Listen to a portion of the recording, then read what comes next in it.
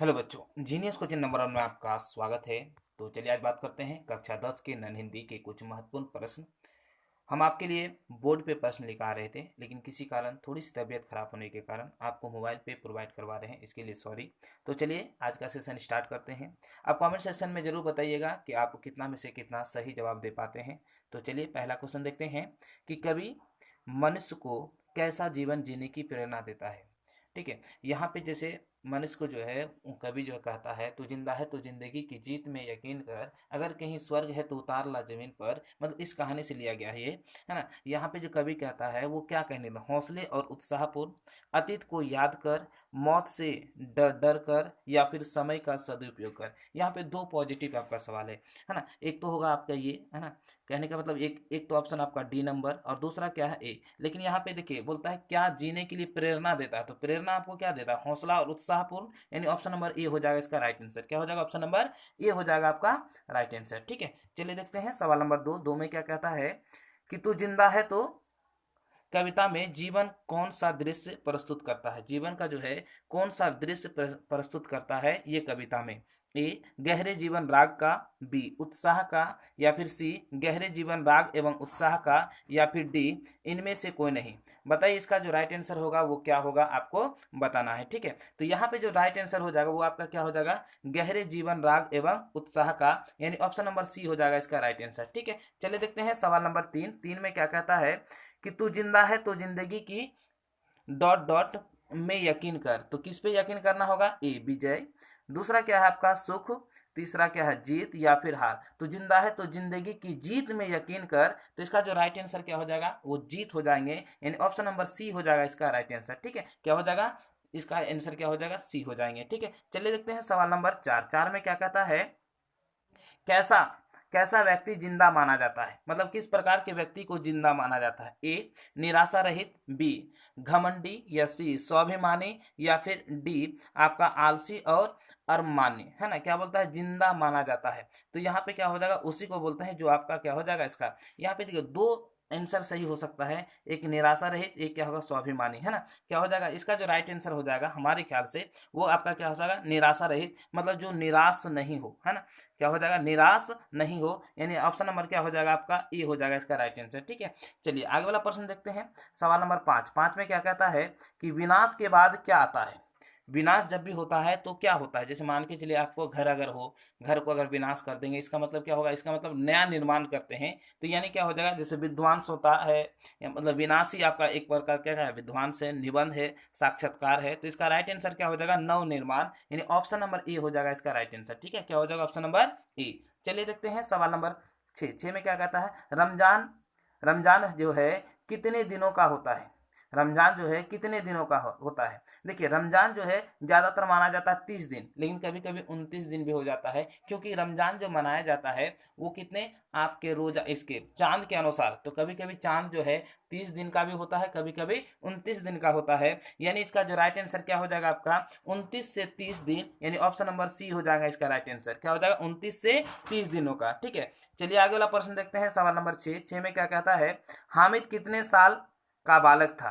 देखिए हामिद जो है कितने साल का बालक था, जैसे 4-5 साल है। ठीक है, तो यहाँ पे इसका जो राइट आंसर हो जाएगा वो क्या हो जाएगा आपका 5 साल हो जाएंगे। ठीक है, क्या हो जाएंगे आपका 5 साल, कहीं कहीं दिया हुआ है 4-5 साल, तो इसका राइट आंसर क्या हो जाएगा 5 साल हो जाएंगे। ठीक है, चलिए आगे वाला प्रश्न देखते हैं। सवाल नंबर कितना, 7 में क्या कहता है, हामिद ने दादी से क्या कहा। हामिद ने दादी से क्या कहा, पहले आऊंगा या फिर बाद में आऊंगा, देर से आऊंगा या फिर रात में आऊंगा। तो हामिद ने क्या कहा कि डरना नहीं हम दादी अम्मा, हम सबसे पहले आऊंगा, बिल्कुल ना डरना, यानी ऑप्शन नंबर ए हो जाएगा इसका राइट आंसर। क्या हो जाएगा, ऑप्शन नंबर ए हो जाएगा इसका राइट आंसर। चलिए देखते हैं सवाल नंबर 8 में क्या कहता है कि मोहसिन मेले में कौन सी मिठाई खरीदता है।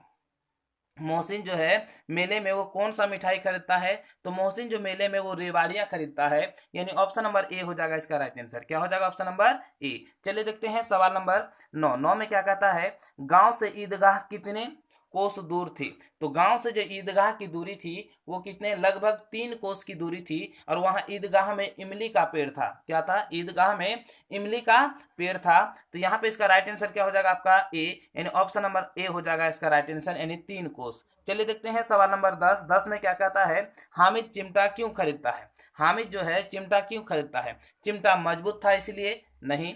चिमटा खिलौना जैसा था, हाँ ये भी नहीं होगा। चिमटा सुंदर था, ये भी इसका राइट आंसर नहीं होगा। यानी क्योंकि रोटी सेकने में दादी का हाथ जलता था, इसीलिए वो क्या करते थे, चिमटा खरीदे। क्योंकि उसे याद आया चिमटा देखकर कि जब दादी माँ रोटी पका रही थी या पकाती थी तो उसका हाथ क्या हो जाते थे, जल जाते थे। तो इसी को याद करते हुए उन्होंने क्या किया, चिमटा खरीदा, ताकि आगे चल के उस दादी अम्मा का हाथ कभी ना जले। इसका राइट आंसर हो जाएगा ऑप्शन नंबर क्या हो जाएगा, डी हो जाएगा इसका राइट आंसर। ठीक है, चलिए देखते हैं सवाल नंबर 11। 11 में क्या कहता है, ईदगाह कहानी का प्रमुख पात्र है। यानी ईदगाह में जो प्रमुख पात्र है उसका जो मेन जो कहानी को आगे बढ़ाने का काम करता है तो उसका नाम क्या है। तो आपको पता है तो वो क्या हो जाएगा, हामिद हो जाएंगे। क्या हो जाएंगे, हामिद। बाकी जो है वो क्या है, सहायक है।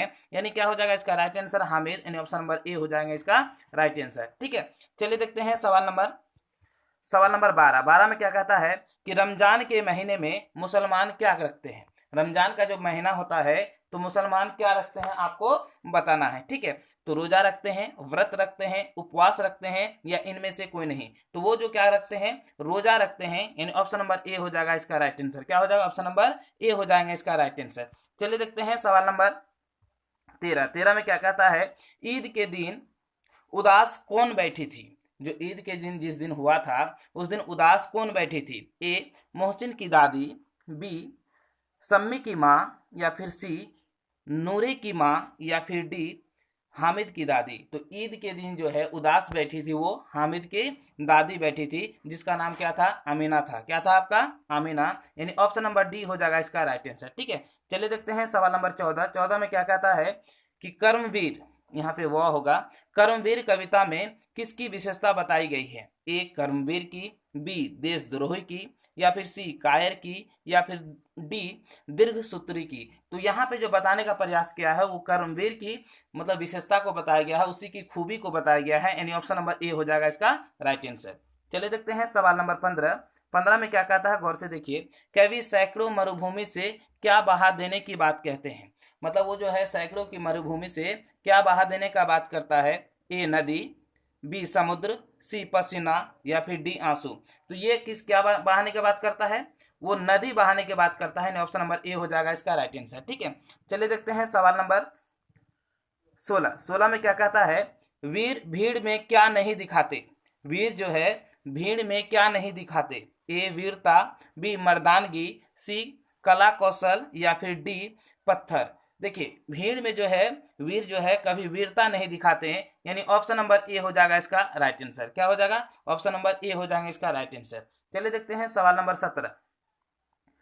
17 में क्या कहता है कि परिश्रम के द्वारा मनोवांछित लक्ष्य कौन परिश्रम करता है, मतलब प्राप्त करता है। ठीक है, परिश्रम के द्वारा यानी ज्यादा से ज्यादा मेहनत करके वो अपना लक्ष्य को कौन प्राप्त करता है। ए परिश्रम नहीं करने वाला, बी ईश्वर में भरोसा करने वाला, या फिर सी दूसरों पर आश्रित करने वाला, या फिर डी कर्मवीर। तो इसका राइट आंसर हो जाएगा क्या, कर्मवीर। यहाँ पे क्या हो जाएगा आपका, कर्मवीर हो जाएंगे। ठीक है, चलिए देखते हैं सवाल नंबर 18। 18 में क्या कहता है, सपूत शब्द का प्रयोग किसके लिए हुआ है। ए धनी, बी गरीब, या फिर सी कर्मवीर, या फिर डी आत्म पर्सनल, सी है ना। तो यहाँ पे क्या हो जाएगा आपका कर्मवीर हो जाएंगे, यहाँ व नहीं होगा वह होगा, क्या हो जाएगा आपका कर्मवीर। चलिए देखते हैं सवाल नंबर 19। 19 में क्या कहता है, आज के काम को कल पर टालने वालों को कहते हैं। जो भी व्यक्ति आज के काम को कल पर टालते हैं उसे क्या कहते हैं, दीर्घसूत्री, बी परिश्रमी, या फिर सी